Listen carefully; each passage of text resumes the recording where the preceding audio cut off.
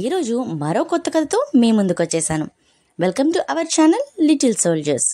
ఈరోజు మనం తెలుసుకోబోతున్న సరదా కథ ఏంటో తెలుసా? కుందేలు ఆకాశం.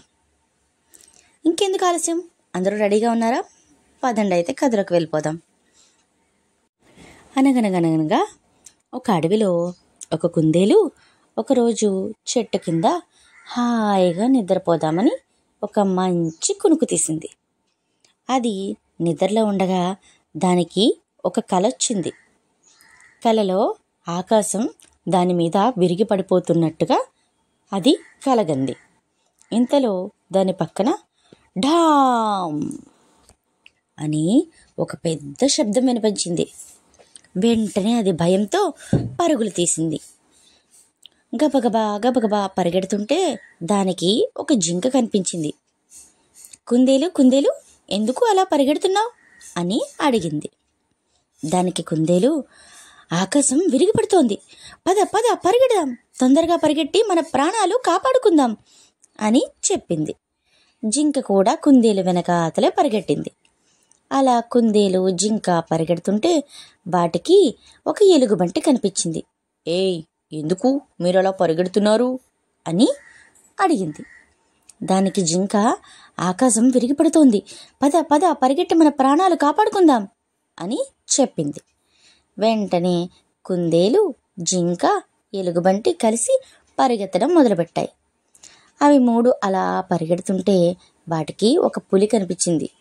ఏయ్, ఎందుకు మీరు అలా పరిగెడుతున్నారు అని అడిగింది. దానికి ఎలుగుబంటి, చూడు పులి, ఆకాశం విరిగిపడుతోంది, తొందరగా నీ ప్రాణాలు కాపాడుకోవాలంటే నువ్వు కూడా మాతో కలిసి పరిగెట్టు అని చెప్పిందంట. వెంటనే పులి కూడా కుందేలు జింక ఎలుగుబంటితో కలిసి పరిగెత్తడం మొదలుపెట్టింది.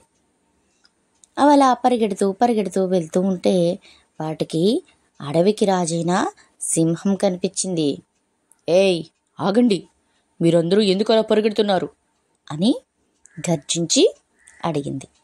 అప్పుడు వణికిపోతూ పులి, మహారాజా మహారాజా, ఆకాశం విరిగిపడుతోంది, అందుకనే మేము మా ప్రాణాలు కాపాడుకోవడానికి పరిగెడుతున్నాం అని చెప్పింది. దానికి సింహం, ఏంటి, ఆకాశం విరిగిపడుతోందా, నువ్వు చూసావా అని అడిగిందంట. దానికి పులి, లేదు, నేను చూడలేదు, నాకు ఎలుగుబంటి చెప్పింది అని చెప్పింది. ఏ ఎలుగుబంటి, ఆకాశం విరిగిపడ్డం నువ్వు చూసావా అని అడిగింది. లేదు మహారాజా, నాకు జింక చెప్పింది. ఏయ్ జింక, నువ్వు ఆకాశం విరిగిపడ్డం చూసావా అని అడిగిందంట సింహం. దానికి జింక వణికిపోతూ, లేదు మహారాజా, నాకు కుందేలు చెప్పింది అని చెప్పిందంట. అప్పుడు, ఏయ్ కుందేలు, ఆకాశం విరిగిపడ్డం నువ్వు చూసావా అని అడిగిందంట. అప్పుడు కుందేలు భయపడుతూ వణుకుతూ, మహారాజా మహారాజా, నేను చూడలేదు, కానీ ఆకాశం విరిగిపడుతున్న శబ్దం నేను విన్నాను, నేను అక్కడే పడుకున్నాను, అప్పుడే పెద్ద శబ్దం వచ్చింది, ఆకాశం విరిగిపడిపోతుంది, నిజంగా నా మాట నమ్మండి అని చెప్పిందంట. అప్పుడు సింహం, ఎక్కడా, నాకు చూపించు పదా అని చెప్పిందంట. అప్పుడు అవన్నీ కలిసి కుందేలు పడుకున్న చోటుకి వెళ్ళాయి. అవన్నీ అక్కడి నుంచుని, ఇక్కడే నా ఆకాశం విరిగిపడింది అని అడిగిందంట సింహం. అవును మహారాజా, ఇక్కడే నేను పడుకున్నాను, పెద్ద శబ్దం వచ్చింది అందంట. అప్పుడు చుట్టూ చూస్తుండగా ఢామ్ అని ఇంకొక పెద్ద శబ్దం వినిపించింది. అదిగో అదిగో, అది ఆ శబ్దం, అదిగో ఆకాశం విరిగిపడుతోంది అన్నట్టు కుందేలు. వెంటనే పైనుంచి కింద పడిన కొబ్బరి బొండాన్ని చూసి సింహం, ఇదేనా విరిగిపడిన ఆకాశం ముక్క అని అడిగిందంట. దానికి వెంటనే వెనకాతల వచ్చిన పులి ఎలుగుబంటి జింక కూడి చూసి నవ్వుకున్నాయంట.